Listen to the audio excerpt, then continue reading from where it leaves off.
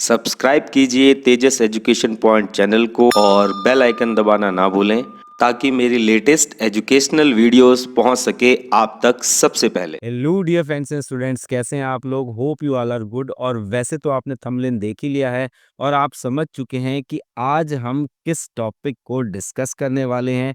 जी हाँ, हमारी ये जो पूरी की पूरी सीरीज है ये क्लास 11th और कॉम्पिटिटिव एग्जाम के स्टूडेंट्स के लिए है, जहां पर हम चैप्टर वाइज एमसीक्यू क्वेश्चंस को डिस्कस करेंगे जो कि आपके अपकमिंग एग्जाम के लिए बहुत ज़्यादा इम्पोर्टेंट है। और बेसिकली यहाँ पर हम 40 क्वेश्चंस का जो सेट है वो हर चैप्टर के लिए लेकर आए हैं, ताकि आपके ज़्यादा से ज़्यादा एमसीक्यू क्वेश्चन जो है वो कवर हो सके। क्योंकि अगर मैं बात करूँ एमसीक्यू क्वेश्चंस की, तो लगभग 40% पेपर जो है वो आपका एमसीक्यू फॉर्मेशन से आने वाला है। इसीलिए ये सीरीज आपके लिए बहुत ज़्यादा ज़रूरी है। और अगर आप नए हैं इस चैनल पे तो चैनल को लाइक करें, शेयर करें, सब्सक्राइब करें, अपने फ्रेंड के साथ ज़्यादा से ज़्यादा शेयर करें, क्योंकि हम इस तरीके के वीडियोस जो हैं वो अपने इस चैनल पर लेकर आते रहते हैं। और अगर आपको चाहिए ये डॉक्यूमेंट जिससे हम पढ़ाते हैं, तो हमारे टेलीग्राम चैनल को फॉलो करें, उसका लिंक जो है वो आपको नीचे डिस्क्रिप्शन में मिल जाएगा। और स्टूडेंट, आज जो हम लेक्चर डिस्कस करने वाले हैं उसका रिलेशन है क्लास 11th की फर्स्ट बुक के फर्स्ट चैप्टर से, यानी कि संविधान। और इसी में कुछ क्वेश्चन जो है वो हम चैप्टर 2 यानी कि भारतीय संविधान में अधिकार वाले चैप्टर को भी डिस्कस करेंगे। तो चलिए without wasting any more time शुरू करते हैं हम अपने आज की क्लास, मेरे यानी लेक्चरर उदय कुमार के साथ।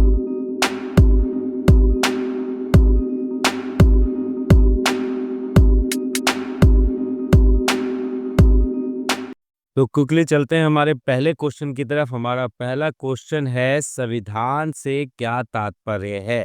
तो यहाँ पर स्टूडेंट्स आपसे पूछा गया है कि जो संविधान होता है, जो किसी भी देश के लिए एक बहुत ज़रूरी डॉक्यूमेंट है, एक बहुत ज़रूरी थिंग है, वो क्या है? तो और आपके सामने ऑप्शन है, नियम व कानूनों का एक ऐसा संग्रह जिससे किसी देश का शासन चलता है।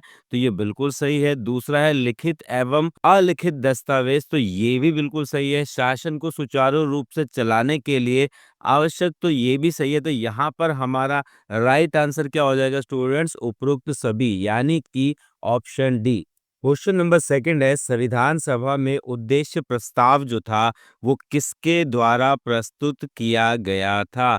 तो हम ये अपने रेगुलर क्लासेस में भी इसे कई बार डिस्कस कर चुके हैं, जब हमने संविधान सभा के बारे में बात करी थी। तो यहाँ पर स्टूडेंट्स आपका जो राइट आंसर है वो है ऑप्शन सी, यानी कि जवाहरलाल नेहरू द्वारा संविधान सभा में जो उद्देश्य प्रस्ताविका है, जिसे आप आज के समय में प्रियम्बल के नाम से भी जानते हैं, उसको किसने प्रस्तुत किया था? जवाहरलाल नेहरू जी ने प्रस्तुत किया था। क्वेश्चन नंबर थर्ड की तरफ चलते हैं। राजतंत्र, कुलीन तंत्र, लोकतंत्र अथवा किसी भी शासन प्रणाली के लिए संविधान क्यों जरूरी होता है? तो आपके सामने ऑप्शन है, सुचारू रूप से चलाने के लिए, यानी किसी भी देश में जो शासन है वो सही से चले। दूसरा है, संतुलन बनाए रखने के लिए। तीसरा है, ए और बी दोनों। और डी जो है वो है उपरोक्त में से कोई नहीं। तो यहाँ पर स्टूडेंट्स हमारा जो राइट आंसर है वो क्या है? ए और बी दोनों जो है वो यहाँ पर सही है। नेक्स्ट क्वेश्चन है क्वेश्चन नंबर 4। ये क्वेश्चन जो है वो बहुत बार रिपीटेडली पूछा गया है। और क्वेश्चन है, भारतीय संविधान बनाने के लिए जो टाइम है, जो समय है, वो कितना लगा था? और स्टूडेंट यहाँ पर जो आपका राइट आंसर है वो है ऑप्शन बी, यानी कि 2 वर्ष 11 महीने और 18 दिन का जो समय है वो हमारे भारतीय संविधान को बनने में लगा। नेक्स्ट जो क्वेश्चन नंबर 5 है, ये भी बहुत बार आपकी परीक्षा में पूछा गया है और उसके लिहाज से ये बहुत ज़्यादा इम्पोर्टेंट भी है। और क्वेश्चन है, भारतीय संविधान का उद्देश्य प्रस्ताव जो है वो कब प्रस्तुत किया गया था?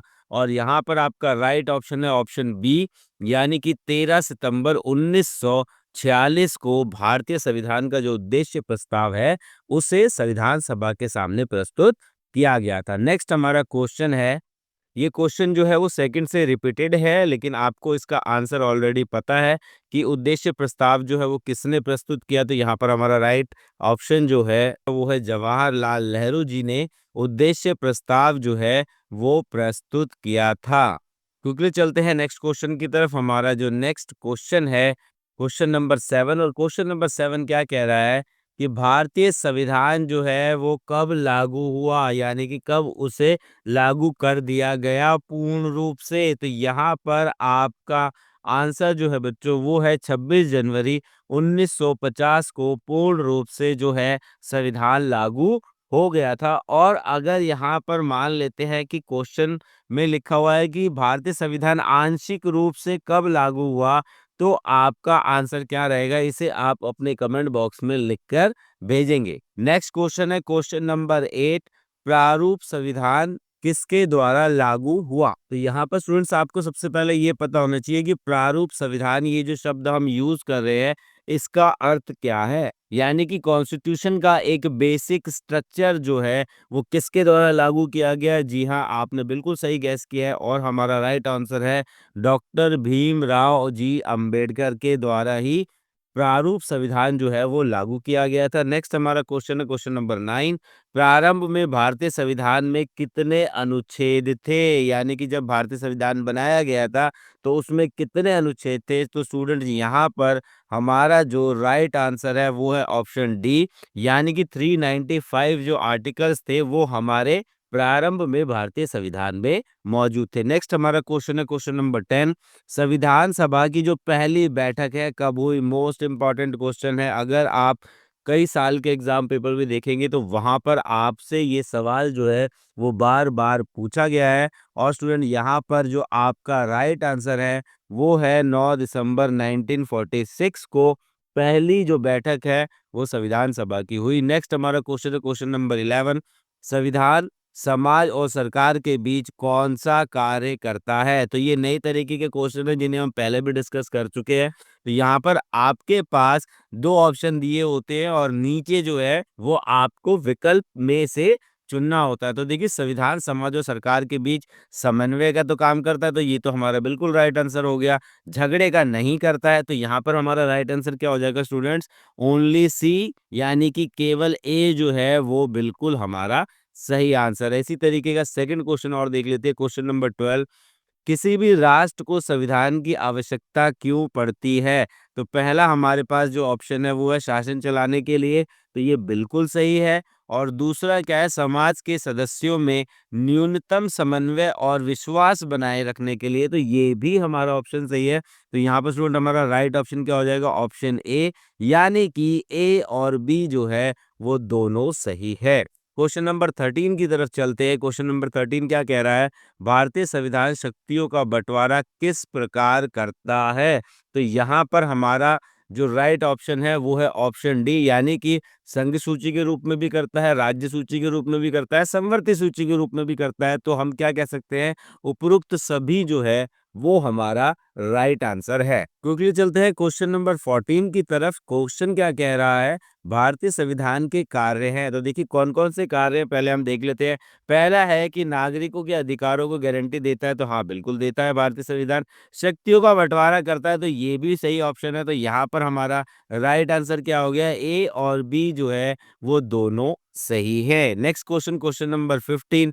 क्वेश्चन नंबर 15 कह रहा है, मूल अधिकारों को सर्वप्रथम किस देश में संवैधानिक मान्यता दी गई थी। तो यहाँ पर स्टूडेंट हमारा राइट आंसर क्या है, बी, यानी कि अमेरिका जो है वहां पर सबसे पहले जो है वो मान्यता दी गई। नेक्स्ट हमारा क्वेश्चन है क्वेश्चन नंबर 16। क्वेश्चन नंबर 16 क्या कह रहा है कि वर्तमान में भारतीय नागरिकों को कितने मौलिक अधिकार प्राप्त है। तो देखिए आपको ये पता होना चाहिए कि वर्तमान की बात कर रहा है तो कितने मौलिक अधिकार है, 6 हमारे जो है वो मौलिक अधिकार है। और अगर पूछेगा कि प्रारंभ में कितने मौलिक अधिकार थे, तो आपका ऑप्शन क्या रहेगा, 7, क्योंकि जो संपत्ति का अधिकार है उसे हमारे भारतीय संविधान के मौलिक अधिकारों से हटाकर उसे कहाँ डाल दिया गया, कानूनी अधिकारों में डाल दिया गया। तो ये छोटी मोटी जो जानकारी है ये भी आपको पता होनी चाहिए ताकि आप अपने आंसर को सही से फ्रेम कर सकते। चलिए क्विकली चलते हैं क्वेश्चन नंबर 17 की तरफ। क्वेश्चन नंबर 17 क्या कह रहा है, संविधान की प्रस्तावना, यानी कि जो संविधान की प्रियम्बल होती है, उद्देशिका होती है, के महत्व में निम्न में से कौन सा जो है वो सही से परिभाषित करता है? तो संविधान की प्रस्तावना क्या है? संविधान का आईना है, बिल्कुल सही बात है। और दूसरा जो हमारा ऑप्शन है कि संविधान की व्याख्या के लिए उपयुक्त है, तो यानी कि ये दोनों ही ऑप्शन सही है। तो स्टूडेंट्स हमारा राइट आंसर क्या हो जाएगा? शाबाश, आपने बिल्कुल सही गेस किया है, ऑप्शन ए, यानी कि 1 और 2 दोनों जो है वो ही हमारा राइट आंसर है। चलिए जल्दी से चलते हैं नेक्स्ट क्वेश्चन की तरफ। क्वेश्चन नंबर 18, कठोर संविधान किसे कहते हैं? देखिए कठोर संविधान का क्या अर्थ है, ये हमने अपने रेगुलर क्लासेस में भी देख रखा है कि जहाँ पर संशोधन की जो प्रक्रिया है, संविधान में बदलाव की जो प्रक्रिया है, वो कठिन होती है, उसे ही हमने किस नाम से जाना है? कठोर संविधान के नाम से जाना है। तो चलिए ऑप्शन देख लेते हैं। पहला है जिस संविधान में संशोधन की प्रक्रिया जटिल हो, और दूसरा है वह संविधान जिसमें बदलाव करना कठिन रहे। तो यहाँ पर स्टूडेंट दोनों ही अगर ऑप्शन सही है तो हमारा राइट ऑप्शन क्या होगा? यस, बिल्कुल सही गैस किया आपने, 1 और 2 जो है वो हमारा राइट आंसर है। चलिए क्विकली चलते हैं क्वेश्चन नंबर 19 की तरफ। क्वेश्चन नंबर 19 क्या कह रहा है? राष्ट्रीय आंदोलन की विरासत से प्रभावित भारतीय संविधान के 2 प्रावधानों को चिन्हित करें, यानी कि जो हमें राष्ट्रीय आंदोलन से विरासत के रूप में प्राप्त हुए उनकी यहाँ पर चर्चा कर रहा है। तो यहाँ पर हमारा पहला जो ऑप्शन है वो है कि भारत में सरकार का स्वरूप की संरचना कैसी होनी चाहिए, और दूसरा है कि हमें किन मूल्यों का समर्थन करना चाहिए। तो ये दोनों ही जो है वो हमारे लिए बिल्कुल एग्जैक्ट फिट हो रहे हैं। तो यहाँ पर अगेन हमारा राइट आंसर क्या है? ए, यानी कि 1 और 2 दोनों।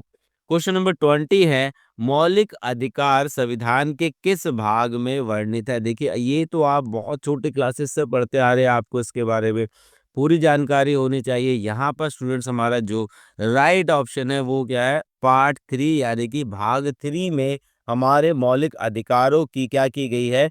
चर्चा की गई है। चलिए क्विकली चलते हैं क्वेश्चन नंबर 21 की तरफ। क्वेश्चन नंबर 21 क्या कह रहा है कि भारत के संविधान के भाग 4 का जो संबंध है वो किससे है? तो यहाँ पर हमारा स्टूडेंट्स राइट आंसर क्या है? राज्य के नीति निर्देशक तत्व जो है उनसे पार्ट 4 का रिलेशन है। क्वेश्चन नंबर 22 की तरफ चलते हैं। भारतीय नागरिकों के मौलिक अधिकारों का वर्णन जो है वो किस अनुच्छेद से किस अनुच्छेद तक किया गया है? तो यहाँ पर स्टूडेंट हमारा जो राइट ऑप्शन है वो है ऑप्शन ए, यानी कि संविधान के अनुच्छेद 12 से 35 तक जो है वो मौलिक अधिकारों का वर्णन किया गया है। क्विकली चलते हैं क्वेश्चन नंबर 23 की तरफ। क्वेश्चन नंबर 23 क्या कह रहा है कि डॉक्टर भीमराव अंबेडकर ने भारतीय संविधान के किस भाग को सर्वाधिक अलौकिक भाग कहा है? तो यहाँ पर आपका राइट ऑप्शन अगेन क्या है? ऑप्शन सी, यानी कि भाग 3 जिसमें मौलिक अधिकारों की चर्चा की गई है, उसी को डॉक्टर भीमराव जी अंबेडकर ने क्या कहा है? सर्वाधिक आलोकित भाग की संज्ञा दी है। तो चलिए जल्दी से चलते हैं नेक्स्ट क्वेश्चन की तरफ। क्वेश्चन नंबर 24, और क्वेश्चन नंबर 24 जो है वो यहाँ पर किसकी चर्चा कर रहा है? वो कर रहा है भारतीय संविधान के भाग 3 की। क्वेश्चन पढ़ लेते हैं पहले। भारतीय संविधान के भाग 3 में कुल कितने अनुच्छेदों में मूल अधिकारों का वर्णन किया गया है? तो देखिए ये है तो थोड़ा-सा टेढ़ा क्वेश्चन, लेकिन कई बार एग्जामिनर का नहीं पता कि वो आपसे क्या पूछ लेगा। तो यहाँ पर आपका राइट आंसर स्टूडेंट क्या है? 23, यानी कि सी ऑप्शन। क्वेश्चन नंबर 25 जो है वो किसकी चर्चा कर रहा है? वो कह रहा है कि भारतीय संविधान द्वारा भारतीय नागरिकों को कुल कितने मौलिक अधिकार प्रदान किए गए थे? देखिए ये क्वेश्चन हमने ऊपर भी डिस्कस किया था। ये पूछ रहा है अब कि जो मूल संविधान था, जो ओरिजिनल संविधान था, जब उन्हें बनाया गया था तब कितने प्राप्त थे? तो यहाँ पर आपका राइट आंसर क्या है? ऑप्शन बी, यानी कि 7 मौलिक अधिकार हमारे भारतीय संविधान ने हमें प्रदान किए थे। क्वेश्चन नंबर 26 कह रहा है कि संपत्ति के मूल अधिकार को किस संवैधानिक संशोधन अधिनियम द्वारा समाप्त कर दिया गया? तो यहाँ पर स्टूडेंट हमारा राइट ऑप्शन है बी, यानी कि 44वां जो अमेंडमेंट था उसके द्वारा संपत्ति के अधिकार को मौलिक अधिकारों की श्रेणी से हटाकर कानूनी अधिकारों की श्रेणी में डाल दिया। क्वेश्चन नंबर 27 की बात करते हैं। क्वेश्चन नंबर 27, मौलिक अधिकारों को निलंबित कौन कर सकता है? और यहाँ पर हमारा जो ऑप्शन है वो क्या है, सर्वोच्च न्यायालय को ये अधिकार प्रदान किया गया है। नेक्स्ट हमारा क्वेश्चन है क्वेश्चन नंबर 28, भारत के संविधान में मौलिक अधिकार। अब यहाँ पर क्या है, आपको कुछ ऑप्शंस दे रखे हैं और यहाँ पर जो सबसे बेस्ट सुटेबल ऑप्शन होगा उसको आपको यहाँ पर क्या करना है, क्लिक करना है, टिक करना है। तो यहाँ पर देखिए पहला हमारा क्या है, तो यहाँ पर हमारा ए ऑप्शन क्या है कि मूल संविधान का हिस्सा है, ये बिल्कुल सही बात है। बी हमारे पास ऑप्शन है चौथे संशोधन द्वारा जोड़ा गया है, तो ये बिल्कुल गलत है। सी जो है वो संसद द्वारा 1952 में जोड़े गए थे, ये भी गलत है। और डी जो ऑप्शन है वो है 42वें संविधान संशोधन द्वारा जोड़ा गया, तो ये भी गलत है। तो यहाँ पर हमारा राइट ऑप्शन क्या हो गया, ए, यानी कि मूल संविधान का शुरू से ही हिस्सा रहे हैं मौलिक अधिकार। चलिए जल्दी से चलते हैं क्वेश्चन नंबर 29 की तरफ। क्वेश्चन नंबर 29 क्या कह रहा है कि भारतीय संविधान में न्यायालय में कौन परिवर्तनीय है। और स्टूडेंट यहाँ पर आपका राइट ऑप्शन है नीति निर्देशक सिद्धांत जो है वो क्या है, परिवर्तनीय है। नेक्स्ट क्वेश्चन है क्वेश्चन नंबर 30। क्वेश्चन नंबर 30 क्या कह रहा है कि मूल अधिकार मूल कहलाते हैं क्योंकि वह, अब यहाँ पर आपके सामने ऑप्शन दे रखा है, ऑप्शन है न्यायालय द्वारा परिवर्तनीय है, ये बात तो ठीक है लेकिन ये इसको एक्सप्लेन ठीक से नहीं कर रहा है। संयुक्त राष्ट्र मानवाधिकार घोषणा पत्र के अनुरूप है, ये बिल्कुल गलत है। सरलता से संशोधन नहीं हो सकते, ये भी बिल्कुल ठीक है। लेकिन यहाँ पर हमारा जो राइट ऑप्शन होगा बेटा वो क्या है कि मानव के प्राकृतिक और अप्रदेय अधिकार हैं, इसीलिए इन्हें मूल अधिकारों की संज्ञा दी जाती है। क्वेश्चन नंबर 31 है मौलिक अधिकारों को लागू करने का दायित्व जो है वो किसे दिया गया है। तो यहाँ पर हमारा जो राइट ऑप्शन है वो है सी, उपरोक्त दोनों को, यानी कि उच्चतम न्यायालय को और उच्च न्यायालय को दिया गया है।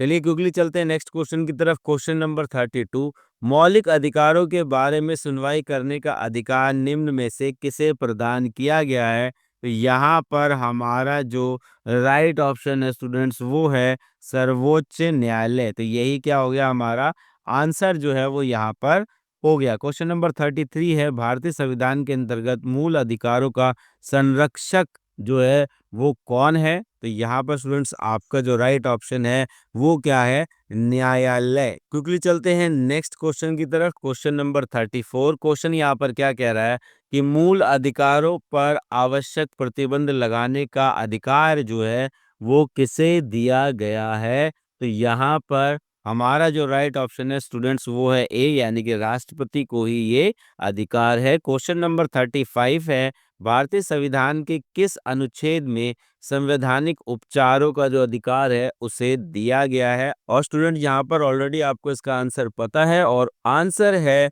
ऑप्शन सी, यानी कि अनुच्छेद 32 आर्टिकल 32। नेक्स्ट हमारा जो क्वेश्चन है वो है क्वेश्चन नंबर 36, निम्नलिखित में से किस अनुच्छेद में कहा गया है कि किसी भी व्यक्ति को एक ही अपराध के लिए एक बार से अधिक अभियोजित एवं दंडित नहीं किया जाएगा। और यहाँ पर स्टूडेंट आपका जो राइट ऑप्शन है वो है ऑप्शन ए, यानी कि आर्टिकल 20 इस बारे में चर्चा करता है। नेक्स्ट हमारा क्वेश्चन है क्वेश्चन नंबर 37, मौलिक अधिकारों के अंतर्गत कौन सा अनुच्छेद बच्चों के शोषण से संबंधित है।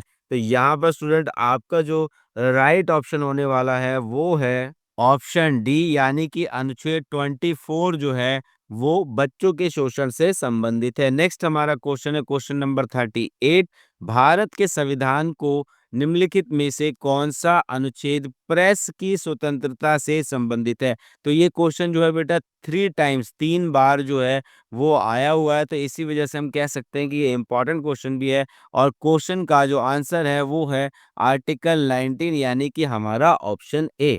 नेक्स्ट हमारा क्वेश्चन है क्वेश्चन नंबर 39, भारतीय संविधान के अनुसार निम्न में से कौन सा मूल अधिकार नहीं है। तो यहाँ पर स्टूडेंट्स हमारा जो ऑप्शन है वो है ऑप्शन बी, यानी कि जो सूचना का अधिकार है वो हमारे मूल अधिकारों की श्रेणी में नहीं आता है। और आज की सीरीज का जो लास्ट क्वेश्चन है क्वेश्चन नंबर 40, वो है किसी कैदी को न्यायालय के समक्ष प्रस्तुत करवाने के लिए किस रिट की आवश्यकता होती है। और यहाँ पर हमारा जो ऑप्शन है वो है आंसर जो है वो है ऑप्शन बी, यानी कि बंदी प्रत्यक्षीकरण जो है उसके द्वारा ही किसी भी अपराधी को न्यायालय में प्रस्तुत किया जाता है। तो आज की क्लास में बस इतना ही। मिलते हैं आपसे नेक्स्ट वीडियो लेक्चर में, जहां पर हम इसी सीरीज को कंटिन्यू करेंगे। तब तक के लिए जय भीम, जय भारत।